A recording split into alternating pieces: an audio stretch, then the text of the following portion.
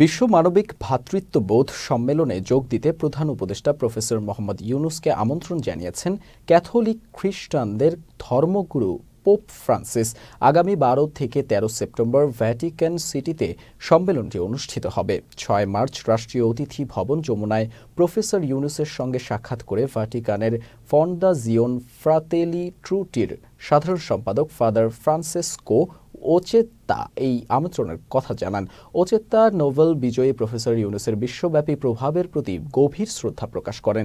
তিনি জানান, বিশ্ব মানব ভ্রাতৃত্ব সম্মেলন এক ঐতিহাসিক সমাবেশে পরিণত হতে যাচ্ছে, যা ঐক্য, শান্তি ও সামাজিক ন্যায় বিচারের ভিত্তিতে ভবিষ্যৎ গঠনে বিশ্ব নেতা, গণ্যমান্য ব্যক্তি ও চিন্তাবিদদের একত্রিত করবে।